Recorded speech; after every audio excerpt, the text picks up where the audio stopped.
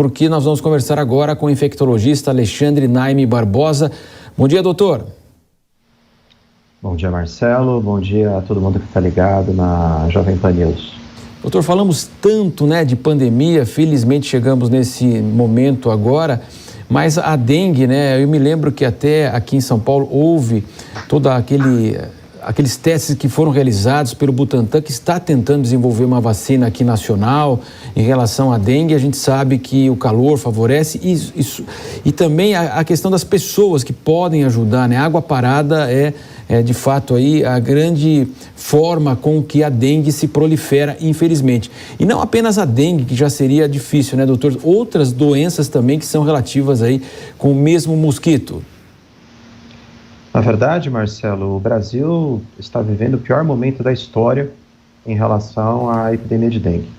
Em 2022, nós tivemos o recorde em relação ao número de óbitos causados por dengue, desde que essa doença foi reintroduzida no Brasil na década de 80. Então, em 2022, 1.016 brasileiros morreram por dengue, coisa que nunca havia acontecido em toda a série histórica. O ano anterior, com maior número de óbitos, havia sido, em 2015, cerca de 950 pessoas.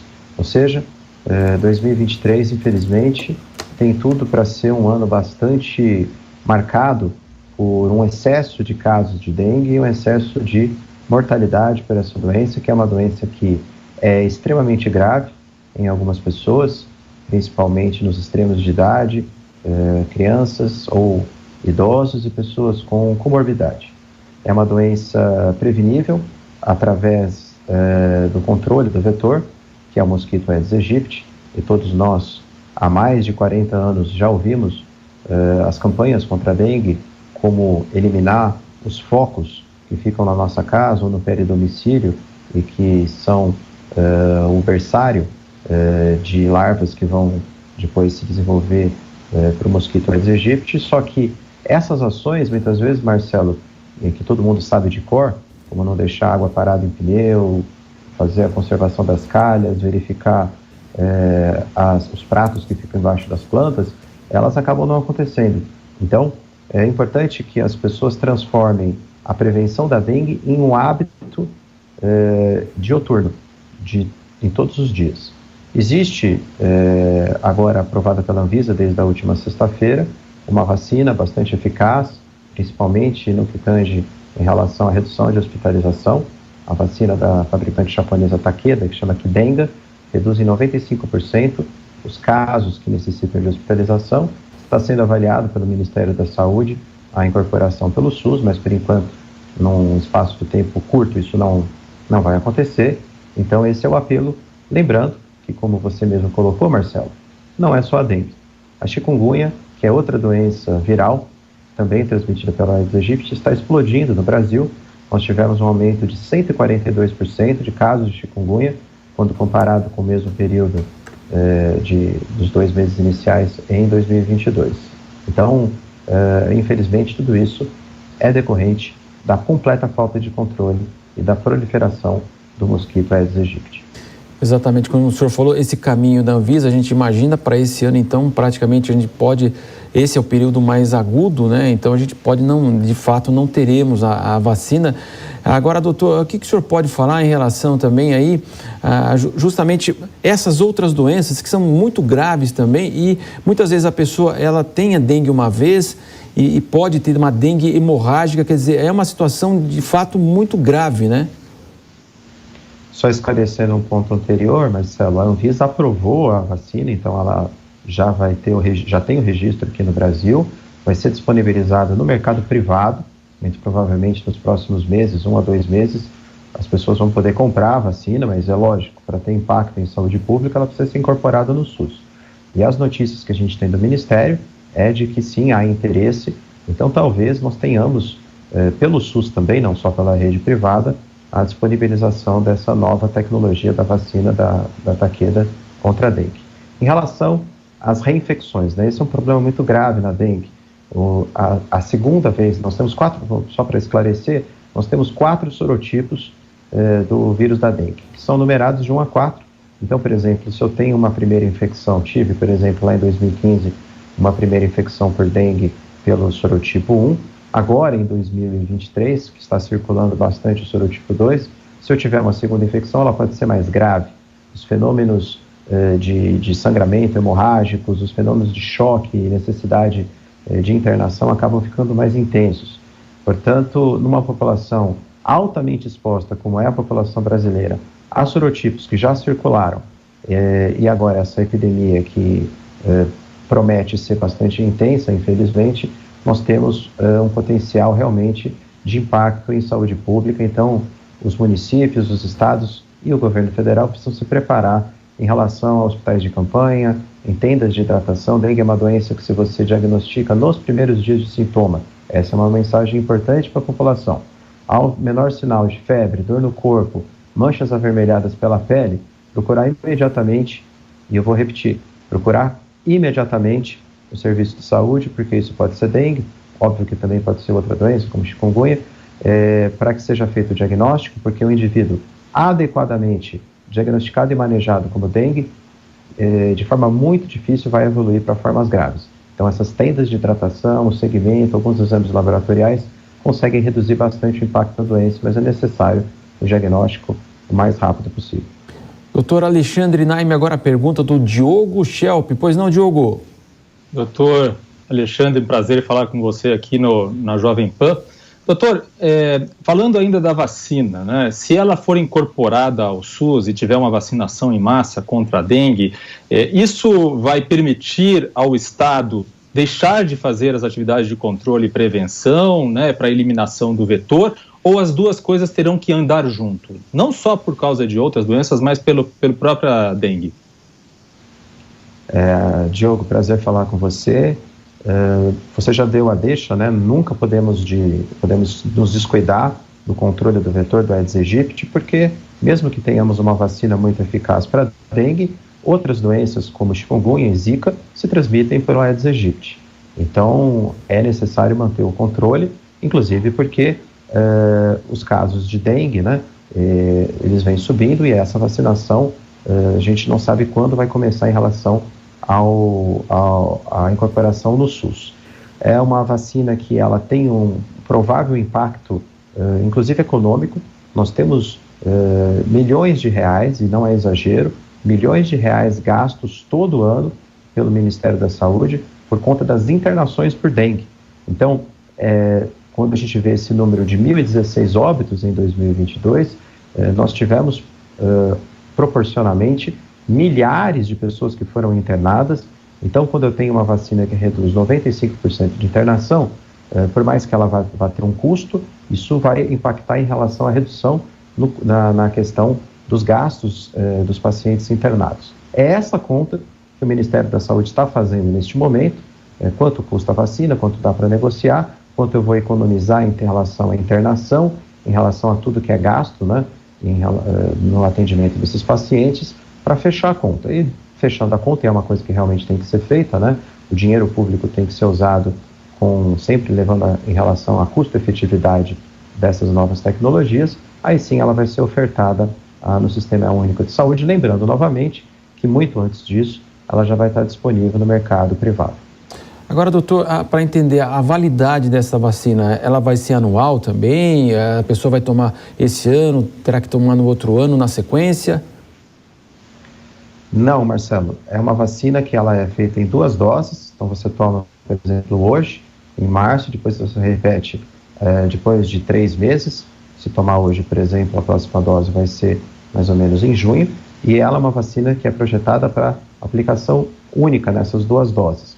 Há estudos, depois de 5 anos, para ver se você precisa de uma dose de reforço, mas isso não está muito claro.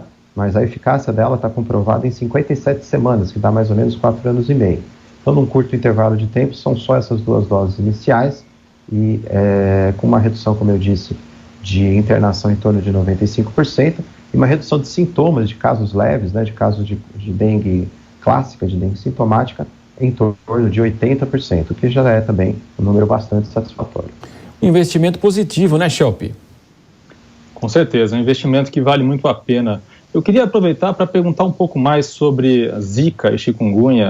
Anos atrás a gente teve vários casos de gestações que tiveram crianças que nasceram com problemas por causa da Zika. O que se sabe hoje em dia, como está essa situação em relação à Zika? O Zika vírus é um vírus que causa, na imensa maioria da população, uma infecção extremamente leve. A febre é baixa, os sintomas são geralmente uma vermelhidão pelo corpo, coceira, mas até aquela epidemia que aconteceu aqui no Brasil em 2015 e 2016, não havia tido nenhuma gravidade, nenhum caso que tivesse chamado mais a atenção. O Brasil foi o primeiro país, infelizmente, né, a gente sempre tem esses números negativos do Brasil, a ter uma grande epidemia de Zika, e aí, obviamente, muitas mulheres que estavam grávidas e que acabaram se infectando por esse vírus, desenvolveram crianças com graves defeitos de fechamento do tubo neural, ou seja, graves defeitos em relação ao cérebro. Crianças nascendo com microcefalia, que é uma situação em que o cérebro não se desenvolve, e muitas delas completamente incompatíveis com a vida, iam a óbito ainda dentro do útero da mãe, ou logo depois ao nascer, ou ainda crianças que ficaram sequeladas, né? Nós temos aí cerca de 2 a 3 mil crianças daquela época, que hoje devem ter por volta de 4 a 5 anos, que têm graves problemas de desenvolvimento neuropsicomotor por conta dessa neurotoxicidade, dessa ação que o Zika vírus tem no cérebro das mães. Por isso, no cérebro dos fetos, dos recém-nascidos, das crianças que estão em gestação.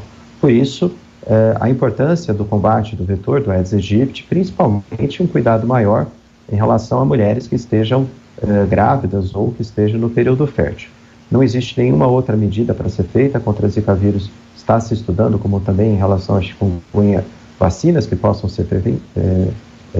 prevenir a doença, mas pelo menos por enquanto nós não temos, nesse intervalo desses últimos 2 anos, 2022 e começo de 2023, uma circulação muito alta de Zika vírus. Mas é possível, visto que não falta o vetor, não falta Aedes aegypti para transmissão de mais a essa arbovirose. E até nessa linha, doutor, a gente pode dizer que a dengue e essas outras infecções, elas são sazonais, ou um país tropical como o Brasil, praticamente há casos durante todo o ano? Se nós olharmos os dados nacionais, acaba não tendo uma sazonalidade. Porque, por exemplo, estados do norte, estados do nordeste, você tem sempre um calor muito intenso, principalmente no norte, muita chuva, né? Então, acaba que os casos, eles têm uma distribuição bastante homogênea. Agora, nas regiões sudeste, sul, onde o frio é mais intenso, onde principalmente o inverno é mais seco, realmente os casos de dengue, chikungunya e outras arboviroses transmitidas pela Aedes aegypti caem bastante nos meses frios e nos meses mais secos. O que não invalida o trabalho de prevenção, porque o mosquito Aedes aegypti, ele é muito, mas muito adaptado. Ele posta os seus ovos, né, por exemplo, ele coloca os seus ovos em um local com água. E se esse lugar, por exemplo, um pneu, ele seca a água em que ele colocou o ovo fica grudado na parede do pneu, e na próxima chuva, depois de 6 meses ou 1 ano, ao ter contato com a água, esse ovo eclode, saindo um novo mosquito. É um ovo que dura aí de 1 ano, 2 anos até.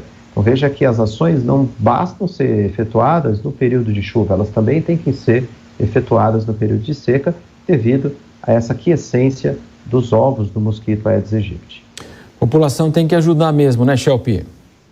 Com certeza. Eu queria aproveitar e perguntar ao doutor Alexandre se há regiões em que há maior preocupação em relação à proliferação do mosquito, seja nas cidades ou atualmente no Brasil. Existe um mapa, digamos assim, de atenção das autoridades em relação a isso?